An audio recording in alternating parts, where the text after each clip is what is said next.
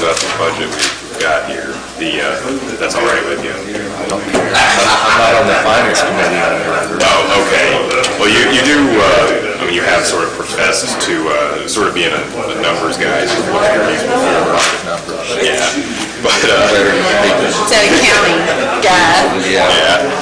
But so I guess just generally, what are your thoughts on the budget here that's being proposed?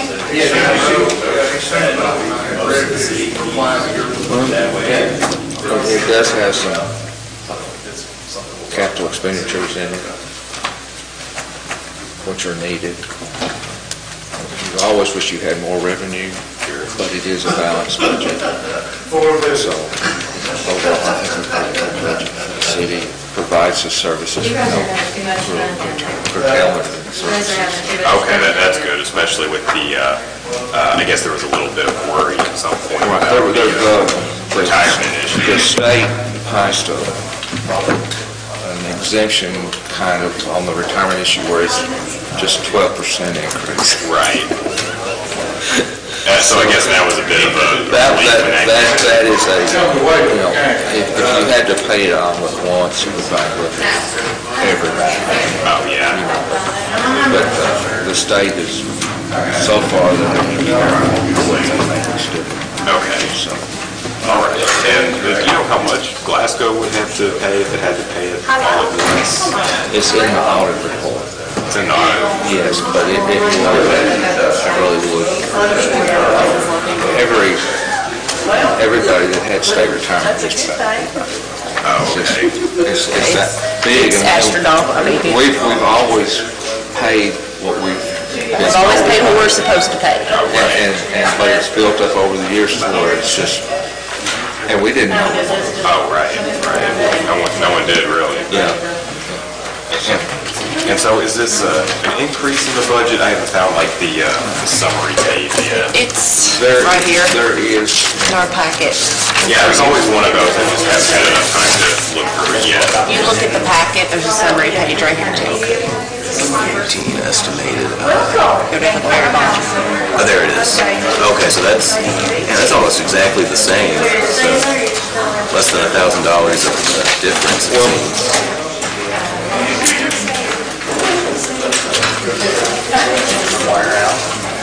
I'm looking at the columns. See in the back. There's one in here that shows last year, this year, next year. Right. It's usually on the front. Here's the. Hey, good sir. He does. I need to, but. So this is. Lucky I'm here to be honest with you. Hello, Melinda. Hello. $290,000. Oh, okay. And you know why You got it for the master plan meeting, giving it to other board members. Okay, so This was a summary. Thank you. You're welcome. It's got the PowerPoint you went through and other committee members. Yes. The committee people. What's that? Don't tell me we made some sort of, oh, we get these from KLC. I don't know, I thought maybe that was the why that's Beaver Trail thing, or Beaver Creek thing. I'm anxious to try that. Yeah, it's about an hour and a half. Oh no, that's definitely not the Beaver Creek thing. Not with that bridge. Yeah. That was voted.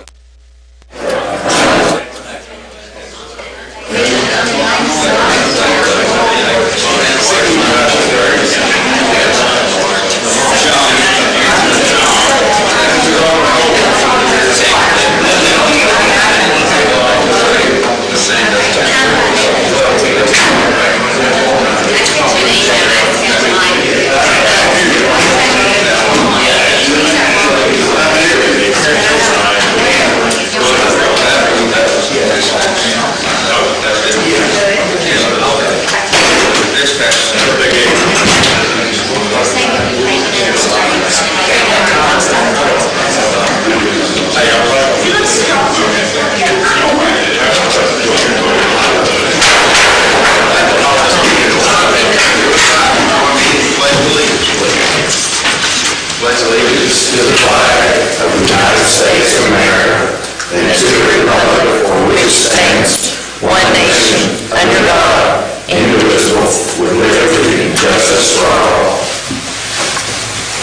Councilmember Lowry will lead us in prayer as we begin.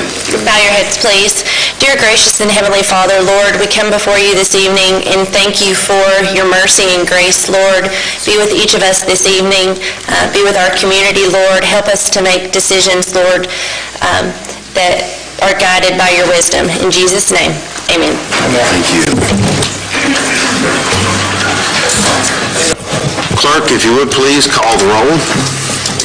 Kirkpatrick. Here. Dickinson. Here. Hamer. Honeycutt. Here. Gaunts. Yes, ma'am. Norris. Gross. Here. Neal. Here. Oliver. Here. Witcher. Here. Harris. Here. Lowry. Here. 10 present.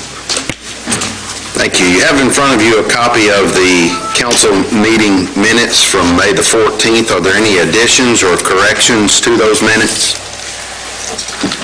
In the case, I'll entertain a motion to approve. Councilmember Witcher, and second, Councilmember Lowry. All in favor signify by saying aye. Aye. All opposed? Motion carries. Thank you.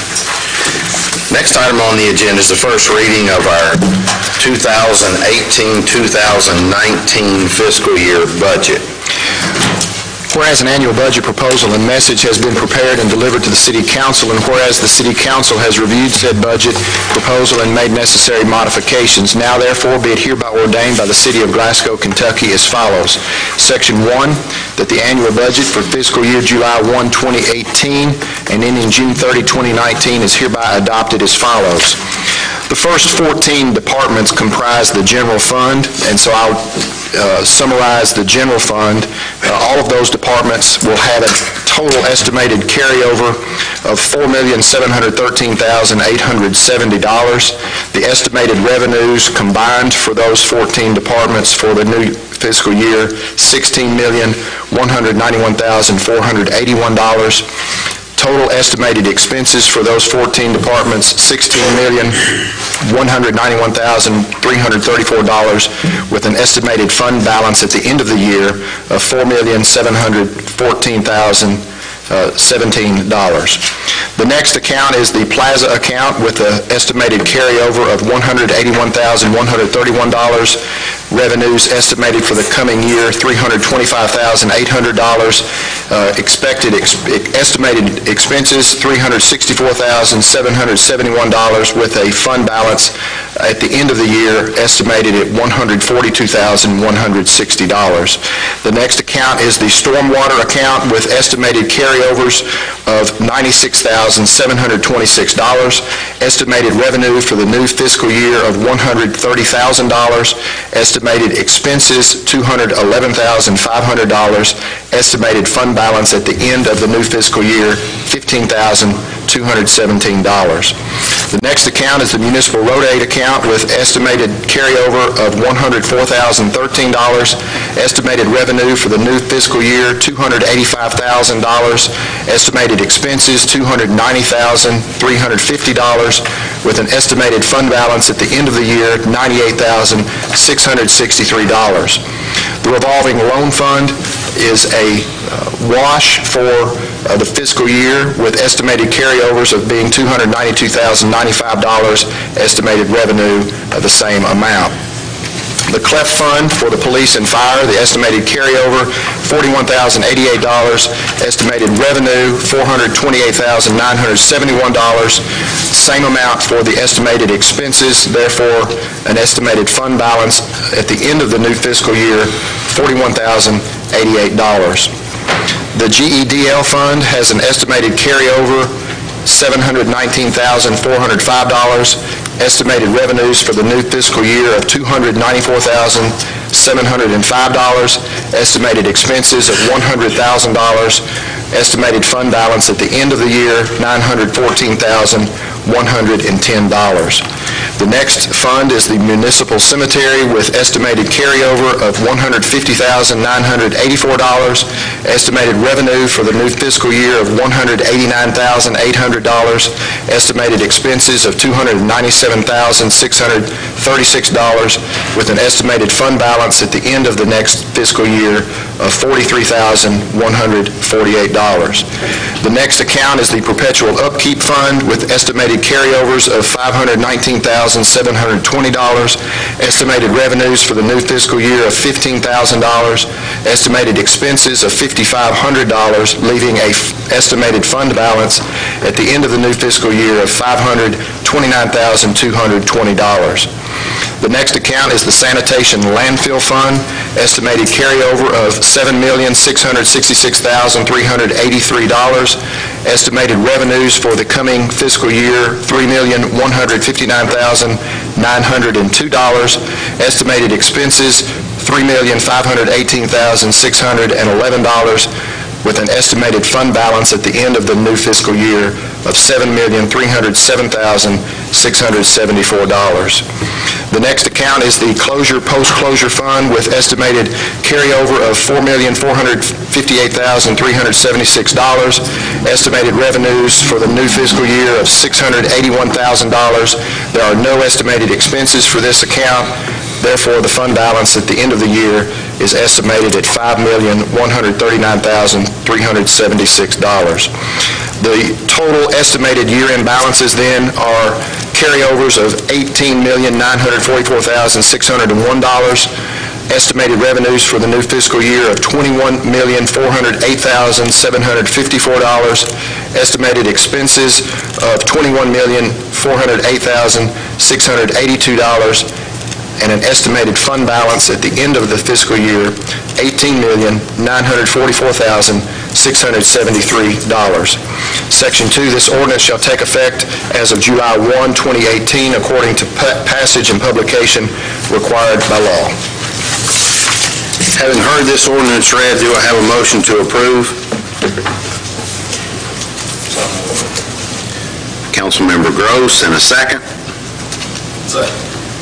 Councilmember Neal, any discussion? Could you discuss some of the capital expenditures that are in this budget, please? Sure. As you recall, we voted some time back to purchase an additional fire truck. So there's approximately $600,000 in there for that second new fire truck. You've got about $600,000 worth of cell closure monies in there for closure of cells at the landfill, $575,000 worth of construction monies for the construction of a new cell at the landfill.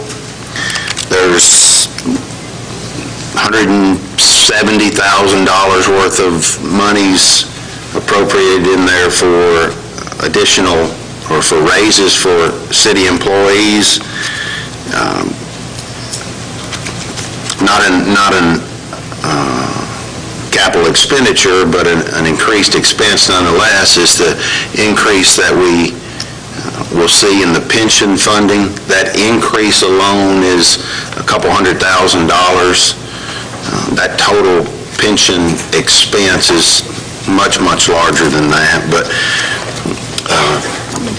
there's a new transit bus budgeted, monies for continuing the TAP grant or the bicycle trail construction. That's the bulk of the capital expenditures that are included in this budget.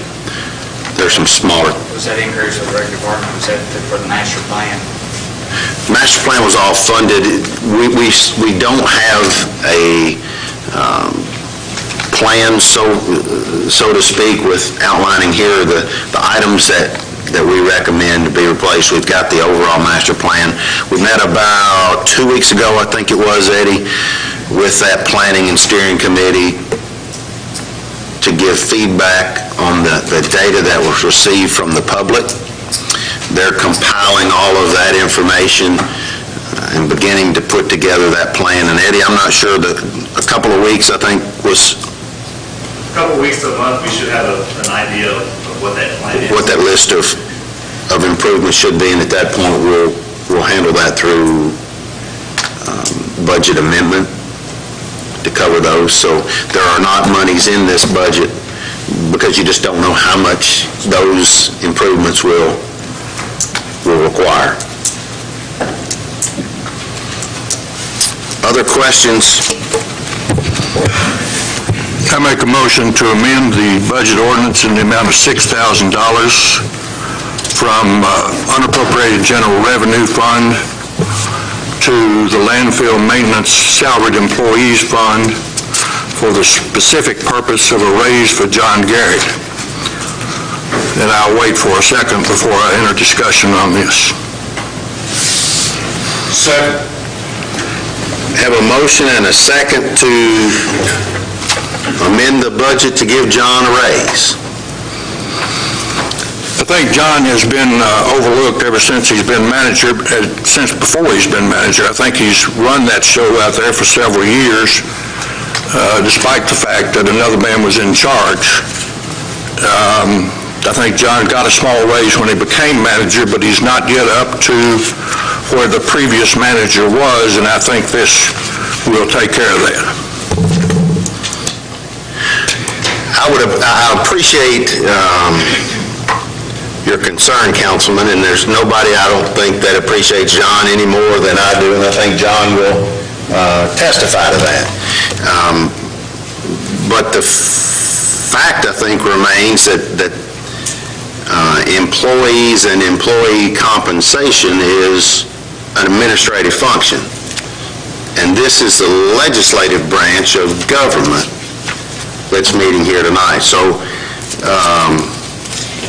I don't see that that's necessarily a legislative function. I think it's our right to legislate and amend budgets, so we can amend the budget. If we vote to do it, then you'll know the council's wishes. If we vote not to, you'll still know. It's up to the administration of whether or not you follow what our vote is. But I think we certainly have the right to amend the budget and make it. Oh, absolutely. You have the right to amend the budget as many times, pass the budget, not pass the budget. You're absolutely right. But again, the day-to-day operation of the city is an administrative function. And I would just simply caution that I don't think this group, please don't take this wrong, is necessarily qualified to make those determinations. I don't know how many of performance evaluations you've done at the sanitation and landfill department, but since I've been mayor, increases have been given based upon job performance evaluations.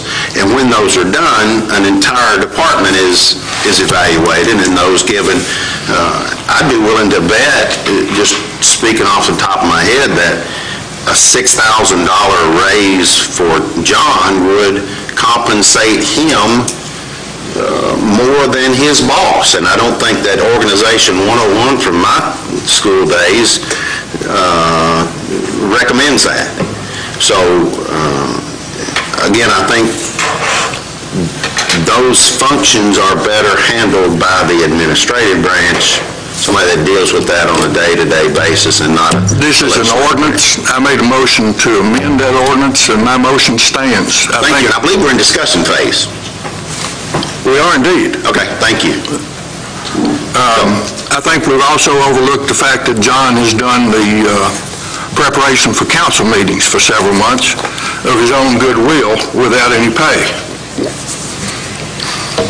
One more time, I think maybe you don't know exactly all that you're speaking of. We have more than once asked John, relieved him of those duties, and said Jamie will be able to do those, qualified to do those, and he has strongly suggested that he be allowed to continue to do that. So, I said voluntary. yes. So we have a motion and a second to amend the budget. Well, I'm a big fan of John. I think we've got to be careful of picking and choosing people in each department, and while I love him to death, and I have number one, I don't even know what he makes or what we're taking him to, or I don't have that information. I just think you got to be careful of setting a precedent for the next time Happy wants to come in and get somebody. I just think we've got a personnel committee, right?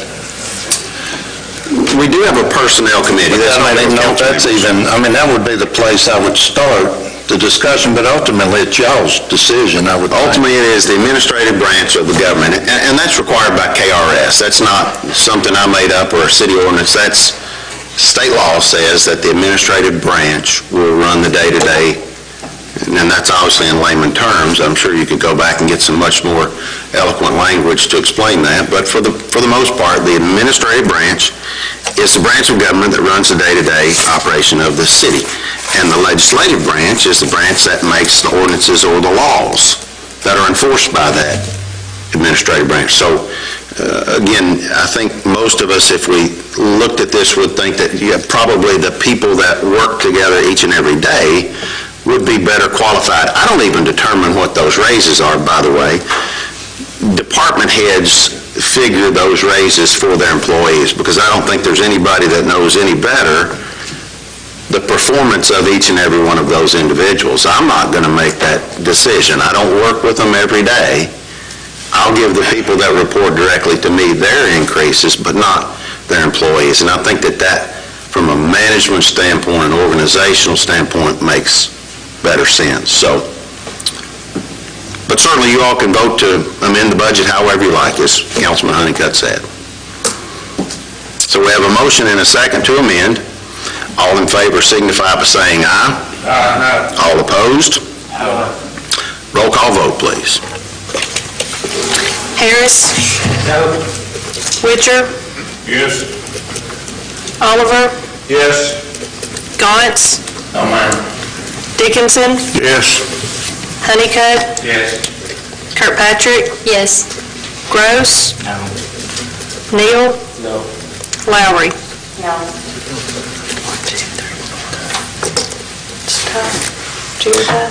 It's a tie. I guess that's 5-5. I vote no on the budget amendment. Therefore, the motion fails. Back to the original motion and second on the floor. The first reading of the budget ordinance. We have a motion and a second. Any further discussion?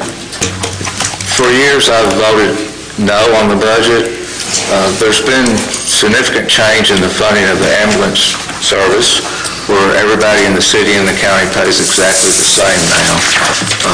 The dispatch center, that is still borne almost entirely by the city. The ambulance service does pay part of that. But in light of the progress that's been made on the unequal funding, I'm going to vote for the budget this year. Thank you. I'd like to also give you credit for the work that you've done there, Councilman Honeycutt, on the ambulance service funding of that as through your role on that ambulance board, so thank you for that. Any other discussion?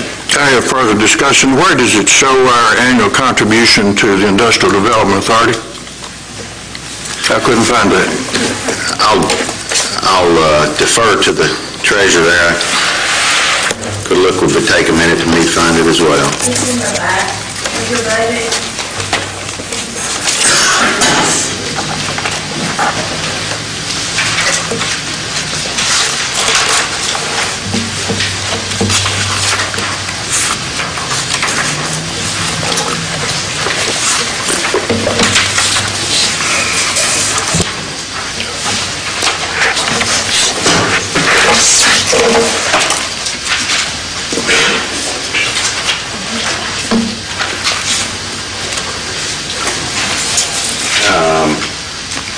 Looks like $55,000 it is there.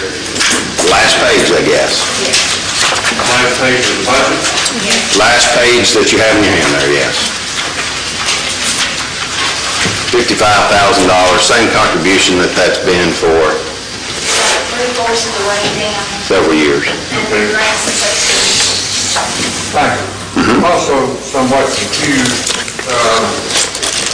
City clerk administrator's job description says that she has major responsibility for the preparation and administration of the city budget under the mayor's direction. I understand that she didn't participate at all in this preparation. Is that correct? Not hardly correct, no. She did participate, put together the admin portion of the budget. As far as the overall budget, she was not involved in the each and every department. Far too much secrecy goes on in the development of this budget. More than welcome anybody that wants to sit in on that. There's no secrecy involved. Anybody that would like to come and sit through that, you're more than welcome. And I think you've done that in the past, Councilmember Dickinson. As a member of the Finance Committee. You don't have to be a member of the Finance Committee. More than happy to have anybody. If you're desiring that pain and agony, come along. We'll be more than happy for you to sit through that. So that's about a 6-week process, if I had to guess. But no secrecy involved. Anybody is welcome. I'll put that out to the public or anybody else that would like to come right on. More than happy for you to sit there. Other discussion? Where's the revenue coming in from stormwater at? If you recall, we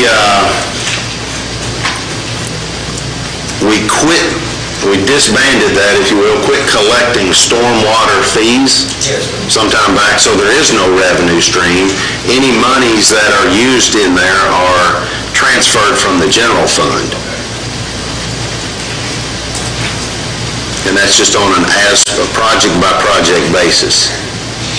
So what Rachel just went over there, that showing that 130,000 is just an estimated budget from the general fund? Yes, correct. Okay. Just a transfer from the general fund. But again, no receipts, there's no stormwater fees, so no specific revenue stream. It's simply a transfer. And if you recall, that was done after the ambulance taxing district was put in place, and those two amounts of revenues basically offset themselves, and to keep from increasing the tax burden on city residents, your pocketbook should still feel the same overall tax burden. It's just called ambulance tax now instead of stormwater tax. So, although that was not a tax that was initiated by this group, that was done by the fiscal court. So, but nonetheless, your pocketbook should be basically unchanged.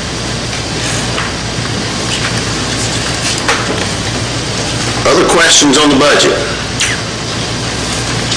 We have a motion and a second. How much do we spend on health insurance? Somewhere less than $2 million, is that correct? No, that number did not increase this year. Our health insurance premiums did not increase. Thanks for the segue. I'll give a great commendation to the wellness group. Our insurance carrier has commended them many times as well, and truly believes that the efforts of that wellness committee and the engagement that we've seen from our city employees has resulted in lower premiums that have, or lower claims that have resulted in lower premiums for the city, or the same premiums, I should say, for the city. So to that wellness committee and to all the city employees that are participating in that, I say thank you. And that has resulted again in us seeing 0% increase in that. You recall off the top of your head what that number is, that premium number? $2 million, that's sufficient. Okay. I don't suppose it was bid again this year. No, it was not.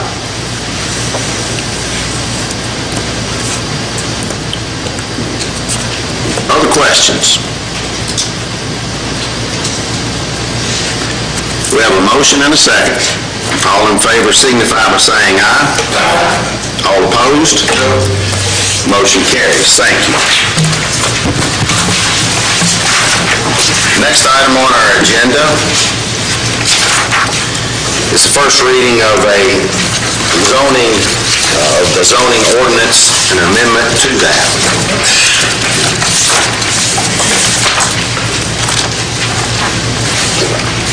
It appearing that People's Marion Bancorp, Inc. is the owner applicant and requested a zone change for the property located at 1300 West Main Street in Glasgow, containing 4.32 acres more or less in the city from I-1 to B3 classification. A schematic drawing of the property subject to rezoning is attached as Exhibit A. A trial-type due process hearing concerning this zoning change was held on May 21 of this year by the Joint City-County Planning and Zoning Commission, resulting in the recommendation by the Commission that the property hereinafter described be rezoned from I-1 to B3 classification.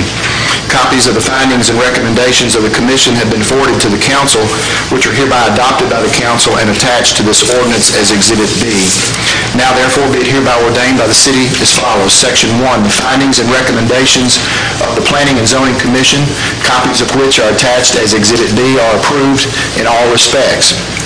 Section 2, the property located at 1300 West Main Street, containing 4.32 acres, is rezoned from an I-1 to a B3 classification, the property covered by this ordinance being more particularly described in Exhibit A.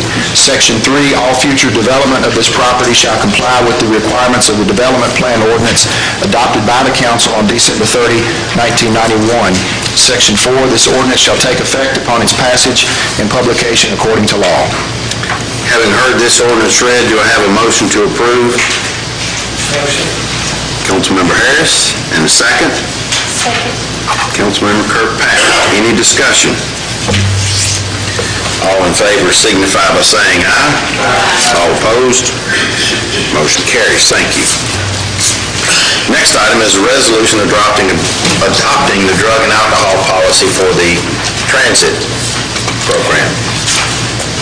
That whereas the Glasgow Transit System is the recipient of certain grant monies to fund the city's transit system, and whereas pursuant to certain state policies regarding the receipt of funding for this transit system, a drug and alcohol policy meeting the requirements of Kentucky Section 5309, 5311, 5339 sub-recipient policy must be adopted.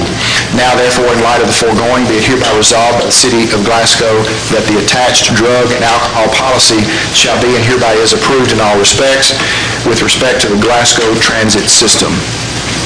Having heard this resolution, do I have a motion to approve? Councilmember Neal, Councilor Richard. Second? Councilmember Neal. Any discussion? All in favor signify by saying aye. Aye. All opposed? Motion carries. Thank you. Next, we have a joint executive order. This is between the Barron County Fiscal Court and City of Glasgow, appointing Amy Heiser as the lodging representative of the Tourism Commission, and that'll be to fill an unexpired term of Roger Johnson. Whereas it appearing to the Barron Fiscal Court and the City Council that Roger Johnson has tendered his resignation as a lodging representative on the Tourist and Convention Commission, whereas the Barron County Judge Executive and the Glasgow Mayor are desirous of appointing Amy Heiser to fill that position for the unexpired term, whereas the Barron Fiscal Court has already approved that appointment on the 15th day of May 2018, now therefore be it hereby ordered that Amy Heiser be and is now appointed as a member of the lodging representative member of the Glasgow Barron County Tourist Commission, and she shall serve in that position for and during such term of office and thereafter until a successor is appointed and accepts such position. Having heard this order read, do I have a motion to approve? Councilmember Neal, and second? Councilmember Witcher. Any discussion?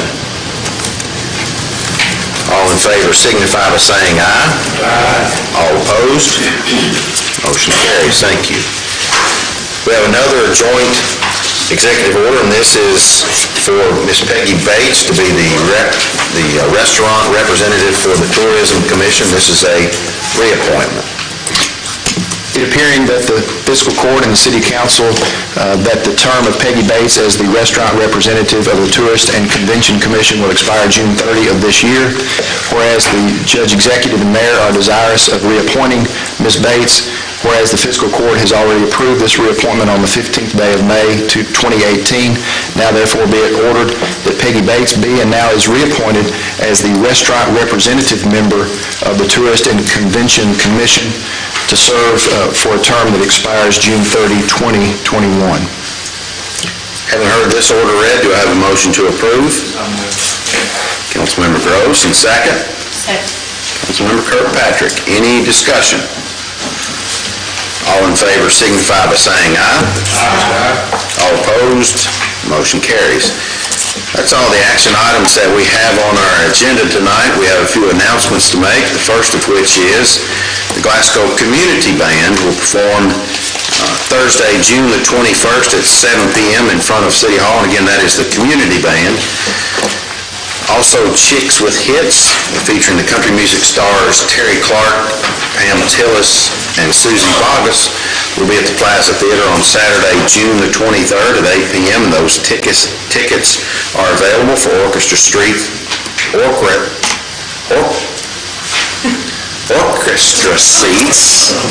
are $50 and balcony seats are $35.